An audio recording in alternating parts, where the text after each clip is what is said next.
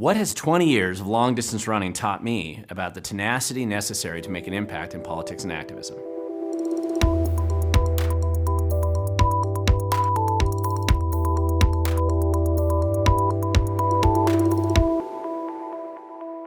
Thank you for watching. My name's Glen Morgan, and this is We the Governed. And as always, we are reporting from Washington State, and I must give you a trigger warning that nothing I'm going to say here has been approved by Governor Inslee's Ministry of COVID Compliance. I don't plan on talking about COVID much, but it's important for me to give you that warning. So if you only want to listen to what Inslee wants you to hear, please stop listening now. However, I want to go back into what 20 years of long-distance running has taught me and those lessons, I think, that apply to the tenacity necessary to be successful in politics and activism in general. So 40 pounds and 18 years ago, I was kind of coming to the end of my running career of about 20 years or so. And I love running. I love long-distance running. And I realized that I was at a venue recently in Marysville, and somebody asked me, what is it that you've done that makes it so that you're a serious activist in the way that you are? And I remember getting this flashback to just running really late at night down along the Green River Trail, where I would run around the lake sometimes where I lived when I was in high school and summers from college, and running this torrential downpour late at night. You know, a car drives by, you get sand blown in your face, and it just seems like a miserable time out there. And the thought in my mind wasn't that I'm having a miserable time. The thought was that I bet there's none of my competitors are going to be out here doing the same thing. And therefore, I'm going to be getting more fit or more prepared or be in a better shape when the race comes around here in a couple weeks to perform much better than they will, because they're not willing to put in this kind of time and energy. And that applied whether I was running the hills of Wreath Road, trying to come out of the Kent Valley, or the 272nd, doing hill repeats there. If you live there, you know what I'm talking about. Those are serious hills. And for whatever reason, I know one of the courses I used to run when I lived in that area was on Pacific Highway out to the SeaTac and back. I don't know why. That's a terrible course and horrible for running. But I did it anyway, and I did it all the time, and I remember really enjoying it. And I just know distinctly that I was always thinking about that no one else is going to be willing to do put this kind of effort in or work this hard to achieve the results that I was looking at running. Now, that didn't make me the best runner around. I know there were others who were better than me, but I was always out there running. And what kind of reminded me of this was a recent article that I stumbled on when my kids are kind of getting interested in starting to run again. And I stumbled on this article that was written in the Northwest Runner, and it was actually from July of 1996, so about midway in my running career at the time. And you can kind of see I'm actually looking like a fit runner there, not like I do today. And it was titled Race Junkie. That's what they called it. And that was the title of the article. It was about me and all the races that I was doing and how serious I was about racing, which I was for many, many years there. And it kind of reminded me of that question that I'd had in Marysville about what is it that makes you a good activist? What is it that you've done in your life that allows you to just have this tenacity, stick to it, and grind away or continue to keep pushing to try to achieve some kind of significant results in that process? And I think there's a lot of lessons that I learned personally from all my years of running and racing and competing all the time that just allowed me to just keep going and transition into being a political activist over the last 10 years or so in a much more seamless way than it might be if you didn't have that experience. So it's just worth it, I think, to learn from that. So long distance running really has taught a lot of lessons that I think are applicable to political activism. One of them, by the way, is the fact that you don't always win. I was a good runner, but I didn't win every race that I ran. There was many of them that I lost. But losing for me was just simply a temporary step because I was going to run as hard as I could the next race and try to win that time. And if you do enough races, you're going to win quite a few of them if you have that attitude and that demeanor. Again, there's a lot of training that's involved, a lot of crazy late nights from running that you're going to put in, and a lot of effort, speed workout, other things. But nevertheless, it does add up, and you just have to be tenacious in that effort. And oftentimes running and activism, both of them feel like a solitary pursuit. You see this long road ahead of you with no end in sight. Maybe you're out there training, or maybe you're in a race that just doesn't seem to end. And that tendency to feel like you're all alone is not uncommon. That happens.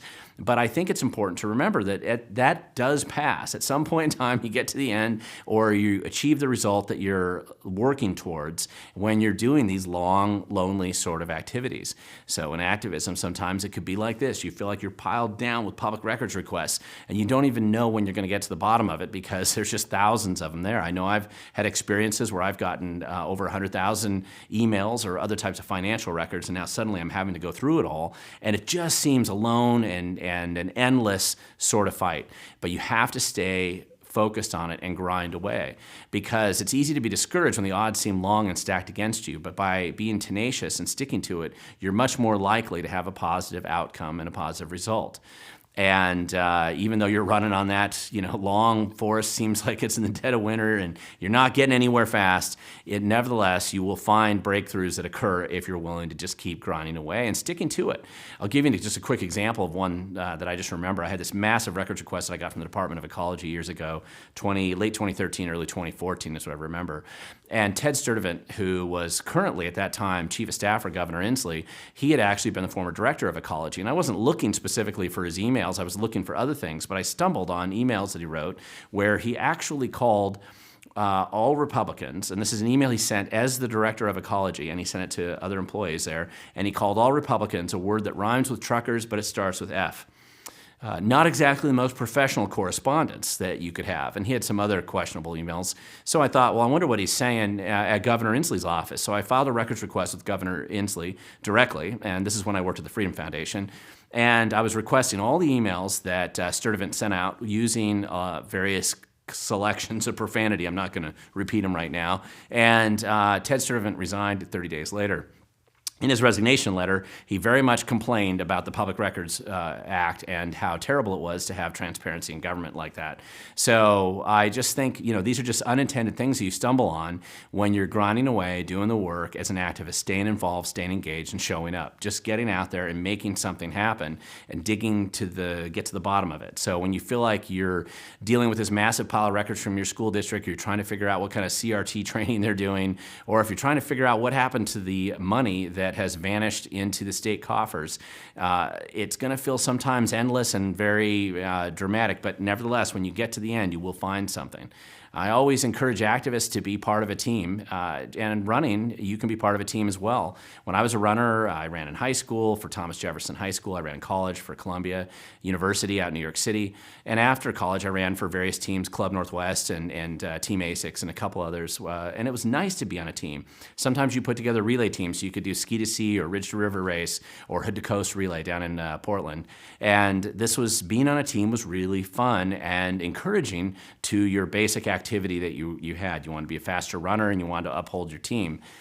This is the same thing in activism, and you are not going to be a solo operator in activism, in my opinion, and really be as effective. You have to work with other people and share skill sets or find different activities. When I used to do multi-sport relay races, especially ones that had kayakers or bikers or skiers or something involved, and so I would be a runner and I would try to coordinate and find these other people in these other disciplines that had the same dedication that I did, and usually even much more dedicated and more capable within their skill set, but then be able to bring them all together and create a team and therefore a successful race. That's what happened when I was on the winning team at Ski to Sea years ago and Ridge to River numerous times and other races around the state. People, if you're familiar with those races, you'll know what they are. And it was fun and it was really exciting to put it all together. Activism's that way too. Find somebody who's really good with records requests. Find somebody that's really good at writing or doing videos or other skill sets, and you can all come together and be more effective as a team. That's the way I experienced multi-sport running, especially in Washington, with doing a lot of races. And it's also nice when you're doing a race all together, so you have somebody else to kind of cheer you on as you're coming into the finish or doing your handoff. That's kind of nice. Activism is the same way. You want to have other people recognizing what you're doing and being able to cheer you on and help you do better next time or help you do better this time. It's always helpful when that happens. And I know sometimes it feels like a long slog. I can remember many, many times running really, really miserable trail conditions, slipping in the mud. When I lived in Bellingham, I remember riding the Chestnut Trail, which is a beautiful trail, one of the best trails in Washington, and even going up to Summit Lake and even doing it at night sometimes, just because that was the only time I had to run was late at night. And, it feels like a slog when you're out there doing that. But the end does pay off because that work is going to pay off and you're going to experience victories. The only time you're not going to have some kind of victory or feel like you've achieved something is when you don't do anything at all. Sitting at home, just typing away on the keyboard is probably not going to achieve the result that you want. But having a plan and working towards it as an activist, just like as a runner, is going to be more likely to produce a positive result. I never ran a marathon when I was a runner. It was always something that people would do. I did 2 half marathons in one day one time, but I never ran a marathon. And even though that was kind of one of my goals that I had out there, and I just never did it, I had a lot of other successes and a lot of other races along the way. So you have to recognize the successes that may not be part of what your original goal was, but nevertheless, it was something that you did, and they are significant achievements. And it's funny, when I go back and I look through this stuff, just in sharing this information with my kids, I find successes that I'd kind of forgotten about along the way. That's going to happen for you in activism as well. And I do think it's kind of important just to remember that those successes are going to happen if you stick to it and you grind away, because it's going to take time and effort. This isn't the kind of thing that's just going to happen to you because it's a Sunday, afternoon 2-hour special. Mr. Smith Goes to Washington, and all the world's problems are solved in a 2-hour window.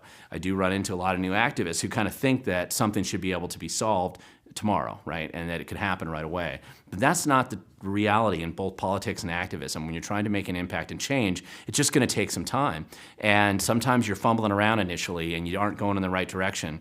And because of that, you have to be prepared that if your original plan doesn't work, you have to modify that plan, just like you would in running. You have to find out, hey, if this training isn't working to give me the best 10K or 5K time that I wanted here, let's go back and adapt to the training to adjust it so that maybe I can get that better time. And there's no difference between that approach and also with activism. You don't ever change your goal. Your goal is still the same. I want liberty and freedom in government, or I want to change the curriculum at the school district, or I want to replace these terrible politicians or these bad bureaucrats, or expose the grant grifting game. Whatever it might be that you're focused on as an activist, that doesn't change. But sometimes the tactics and strategies you use to get there, if they're not effective one way, you have to look at it and come at from another direction. That should be common sense, but it always sounds easier than it is in practice, but you just have to have an open mind when you're approaching it, just like you would in running. You do the basic work, you lay the foundation, but nevertheless, you might have changes in the end. Now, the other thing to remember is that difficult does not mean impossible. And running, sometimes having these races, having these goals, they might be difficult, but it's not impossible to get there. And I think that you just have to stick with a plan and grind away on it. I remember I had this goal that I wanted to win this race. It was a race around Rarotonga down in the Cook Islands. I just accidentally discovered it, early 2000s. I went down there, ran the race, and I won it one year. And the victory, the prize, I should say, that you get for that was really exciting. It was a free round-trip ticket back, which was very expensive. And so I took advantage of that. I flew back the next year. And I thought, okay, I'm going to win this race again. And I worked really hard, and instead, I got second place. And second place got a little red ribbon. It was a big contrast between winning a race and getting a round-trip plane ticket, and second place is a little ribbon. Politics is like that sometimes, especially when you're running and helping people run for political office. Winning is everything, and sometimes you get that second place, and it seems like you got nothing, not even a consolation prize. So you have to be prepared for setbacks that happen like that. It could be difficult, but it's not impossible. You can go and have successes. I'll give you just a quick example that I had when I was an activist and dealing with the campaign finance reforms. And you can go to my website at We the Govern. You'll see all these complaints that I filed and all the people that got in trouble, and $600,000 and plus in fines, and 76 different lawsuits settlements and fines that were paid by all these politicians and judges and others. Well, that started out with a handful of incompetent complaints that I filed and an effort that I was pushing back and trying to make some changes to the campaign finance laws. And I was told by everybody in the process, politicians and bureaucrats and activists alike, that was a hopeless and impossible task to make those changes. But after a couple years, once I hit pretty much everybody that I could find for a while, it was enough exposure to illustrate the problems that existed in existing law. And that's when they passed the Stop Glen Morgan bill in 2018. So those things can be done. It's just sometimes not simple. Sometimes it's hard. Sometimes it's difficult. You have to be willing to put that extra effort in and the extra work to make that difference. So I don't expect everybody to necessarily be a race junkie or an activism junkie like I am. I don't think that's always realistic, but I think it's important to know that if you want to make a difference, there are lessons that you can learn that I certainly learned when I was a long-distance runner that I think apply to all the rest of us when we're looking at activism and ways to be more successful or to approach it with a mentality that's more likely to result in some kind of success and change that you're looking for. So anyway, if you want to learn more, including, by the way, I do have a copy of this article if you want to see what it is. I'll have it linked down below on my website, and I'll have the link down in the video description. you want to learn more about just what I've done as an activist, you can also look down below and feel free to go to We the Govern to learn more. One last comment, this is just a call out to John, who I met in DuPont for the first time the other day, randomly as we were walking by. Thank you so much for your support. I really appreciate your kind words as well. It makes a difference. And if you're interested in supporting We the Governed, I also have a link down below to do that. Don't forget to subscribe and share this video with others. And most importantly, whether you're a runner or whether you are planning for a marathon or whether you're an activist, the future is going to belong to those who show up.